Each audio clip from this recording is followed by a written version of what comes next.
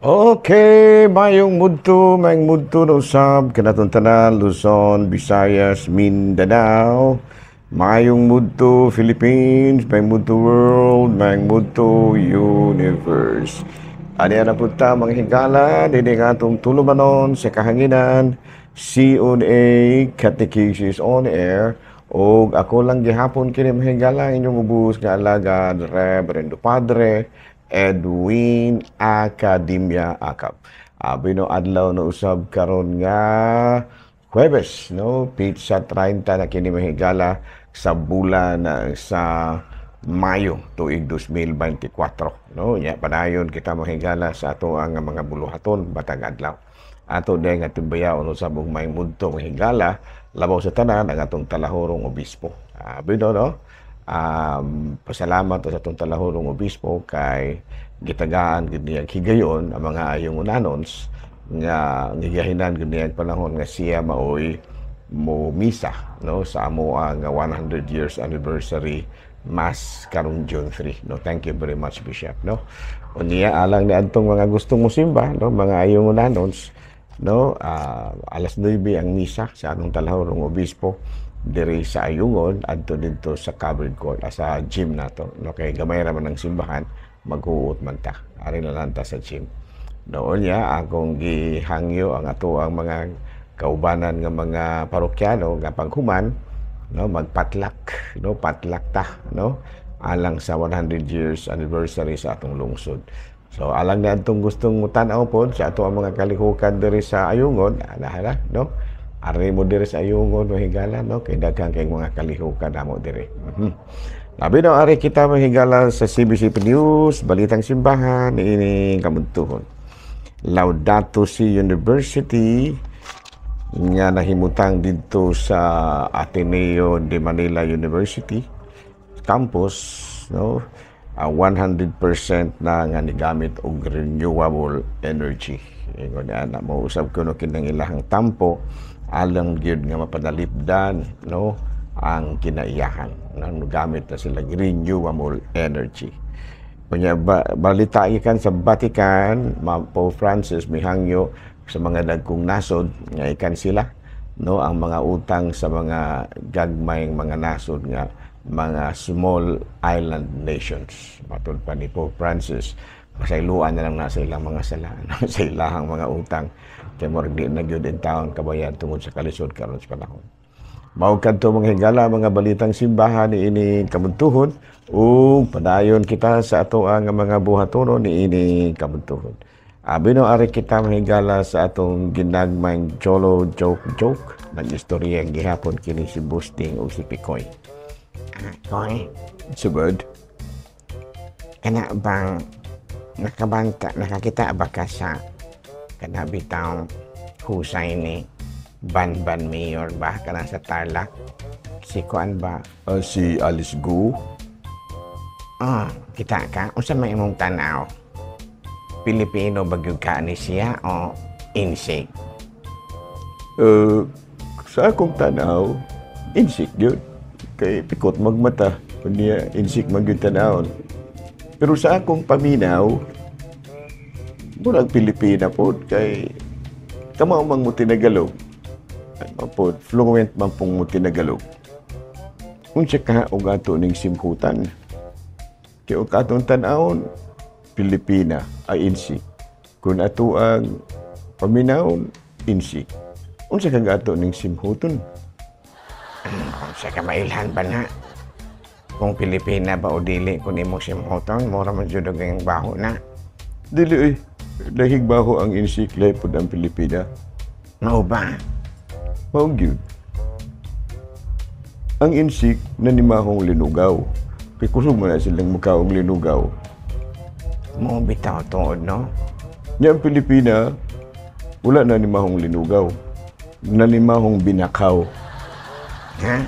Binakaw kay kusog man tang mukaong binakaw. Munang limaho patang binakaw. Sa ba diha? Binakaw god. Mao gani ang Pilipina kusog kay mukaong binakaw. Mailhan jud nimo. Unya ang mga insik kusog mukaong linugaw. Ilhan jud na nimo. Sa ba diha? Sagad na kagsulti na. Di na ako. Joke ba yun? Joke na nagay ito, may lain. Amin no. Padayon ta manghigala sa ato ang mga buhatono ni ining kamuntuhon. No? Bueno manghigala, no? Ari kita sa ato ang CBCP News, Balitang Simbahan ni ining kamuntuhon. Ako ba na? Humanda ita manghigala sa ato ang CBCP News. Ari na kita sa ato ang Saint of the Day. Bueno, ang atong Saint of the Day karon mao si Saint John of Arc, no? Kini si Saint John of Arc manghigala, giila kini siya nga patron sa mga sundalo kay babae man ni siya, Joan, Saint Joan of Arc. Pero naila siya sa iyahang mga kadaugan sa gera kay kuan man ni siya sundalo ba niya daghan kayo mga kadaugan. Only lang nga adunay mga ni kuan kaniya kana bang ni akusar kaniya nga usa siya ka kana bitang sorceress, kana bang nigamit bitaw og mga gahom sa panulay para makadaog sa gubat. Sorcerer ba, usa siya ka sorceress. Mao nga gitrial siya kung tinuod ba gid nga sorceress. Yang medyo pod ang inang ang mga naghukom kaniya kana bitang naghusgar kaniya. Medyo pod wala pod kay sila pod makasabot sa ilahang gibuhat. Ilang gihukman si Saint Joan of Arc nga usa ka sorceress. No, magmalarang ba mamalarang.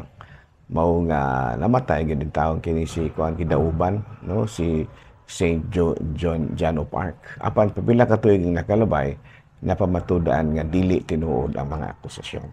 Muna nga nahimo na po rin noon siyang usa ka santa, no, kay nabalaan man nga ngayahang kinabuhi lunlon gyud kaayo lunlon sa pagka gitawag natong lunlon sa iyahang pagka-Diyos nun.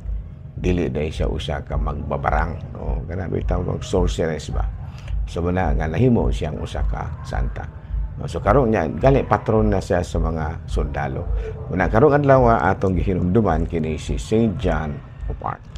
Dala no, padayon ta manghigala, ari na kita sa ato ang katekism. Abi no ang katekism nato sa kuna ginaingon kagahapon nga ang ato ang i-discuss karon kining kabahin sa ikapito no nga matud pa ikapito nga deadly sin, no, kini mao ang sloth, sloth, no, unsa man kining sloth. This is an habitual disinclination to exertion. No, kana bang nahimo na gid nimong kinaiya ba nga dili jud ka mo exert og effort, dili ba ka gustong mahago ba? In other words, doon na kay kinaiya nga tapulan, indolence, indifferente o negligent. No, muna nga gipakisama kini sila sa na may mammals na may hayop nga gintawag og sloth, sloths. No, muna nga kining klasiha sa hayop tapulan kay ni siya. So muna nga ang tawo nga giilhon og sloth nung usa ka tawo kanjud ba dili ni siya laziness lang tungod kay ang sloth kinaiya na gid nimo, no, kinaiya na gid nimo nga di jud ka gustong mahago. Ingon niya no. Unya makaingon kita nga naman nga sala man ni siyang kinintapulan ka. It is a sin because it can lure us into complacency. Makuang ka kana bitaw may puruhan nga mamahimo kang complacent, no, complacent pa kala, no. Kani kung complacent puno siya ang habit kini bitong kinaiya ba nga dili gyud kana bang og sa ato pa na di kana bitaw og sa kuan pa na kana bang kinaiya nga kining complacent mo ni siya kinaiya nga matud palagi dili ba siya ba kanang gustong mahago o dili siya gusto nga tagaan og mga responsibilidad. Tapulan na ba, complacent ba, dili gustong mahago, dili gustong tagaan og kining gitawag og responsibilidad, gusto rang mudawat og sa pinulungan pa na nato kanang pinulungan pa na nato mura bag gusto rang mudawat og limpyo ba pero dili gustong mahago. Ingon niya Unya nahimo ni siyang sala, ngano man tungod kay doon na ba yatay sala sa omission. Kay doon naman doon naman kita sala nga commission kanang ato yung gibuhat ba. Doon na po tayo sala sa omission. Nya kining sloth or kining gitawag natong complacency muna siya sala sa wala pagbuhat. Ganyan na, no? Muna gitawag natong act, sin of omission. Ganyan na, no? So, muna nga, manikamo ta, no? Sa atong kinabuhi, nga, doon na gyud kita po yung mga dili kita madala ni ining gitawag natong sloth or complacent or indifferente or kanabitang negligent. Ganyan na. So, unsa man ang mga causes, no? Nga mamahimo kitang negligent or gitawag nato og complacent. Number one is a fear of failure. Doon naman uban nga dili gusto bang ma-fail kana bitang musipyat ba, no? Kana bitang mapilde musipyat ingon niya na muna nga dili na lang siya magtrabaho, maulawan pa lang hinuon ta na dili gusto bang ingnon nga nagpatuga-tuga. Muna na fear of failure, dili gustong tawgon nga nagpatuga-tuga. Ang uban po dili na nahimo pod nga gitawag nato og complacent tungod sa depression. No kana bang mga kagulanan ba nga iyahang na himo niya na depressed na siya, so ang iyahan na lang ubos na kay siya pananaw siya kaugalingon nga di na gid siya kakaya. Or maybe distraction, no? Sunod is lack of motivation. Wala lang yun siguro nakapangawhag po niya ba. Wala ba nakaagni ba, wala nakadasig. Or maybe anxiety. No? Kana bang daghang kay kag mga gihuna-huna. Nalibog na ka, wa na ka makabalo sa buhaton, nahadlok na ka, muna nga anxious na ka sa tanan nga imong himuon, muna nga may puruhan nga di na lang ka mo himo. Kaya anxious naman ka. No? So, muna yung mga causes. Unya, matod pa, doon na po yung mga paagi, aron nga, ma-overcome na to. Kinaiya bitaw nga, lazy, or complacent, or indifferente, no? Or negligent, no? Na yung mga ukanana. Number one is, make your goals manageable. Kinahanglan nga, doon na kay gustong ma-achieve unya makaya ra gyud nimo. Kada bitaw doon na kay gustong makabuot sa imong kinabuhi. Muna mo man makapawala sa imong katapulan kung doon na kay gustong maangpon o makabuot. Number two, kini gitawag nato sa imong pag-achieve sa imong goal, kinahanglan nga doon na kay plan of action, doon na kay himuon. No, dili kay doon ay magsigera kay plano, sigera ka o gitawag na itong pangandoy nga doon na yung kay makabuot, no? Pero wala kay mga planong himuon. Kinahanglan nga naa dyan kay planong himuon. Unya, gamita kung unsay naa diha kanimo. No, gamita, use your strength, your talent, your treasure, whatever, in order to achieve your goal. Number one is doon na dyan kay goal. And then, doon na dyan kay plan of action. And then, gamita kung unsay naa diha nimo. No? Ang gamitan yun. Unya kung dili makakaya, di pa nga yung tabang. No? Unya avoid distraction. Kung doon na kay planong himuon, unya, klaro na dyan nimo kung sa dyan gusto nimo makabot, likay ang mga distraction. Kana bitang kay planong buhaton, pero magsige na po kag daghuna-huna po kag uban. Wala kay focus ba? No, kalagmitan gyud mahimo jud kang tapulan tungod kay wala man kay focus sa imong kinabuhi. And last, kinahanglan nga magmaampuon jud ka aron mag-guidean ka sa Espiritu Santo. Mawala gid imong katapulan. Ato baliko na unsay angay nimong buhaton aron mawala na imong kataspukan. Ayan. Number one is make your goals manageable. Doon na gyud kay gustong makabot kini kinabuhi. And then, sa imuhang pagpiningkamot na may makabuot ka, nanglan nga doon na po kay mga planong himuon. Nga imo yun ang himuon. And then, gamita kung unsay naa diha nimo, gamita ang imong time, your talent, and treasure. Aron magamit ka na nimo, aron makabuot nimo ang imong tuyo. And then, kining tanaw-tanaw nimo, murag dili na gyud ka makakaya, pangayog panhabang. No? Pangayog panabang, and then avoid distraction. yung ano. So, dili ko tawag ka mga kasige na po kagsalaan.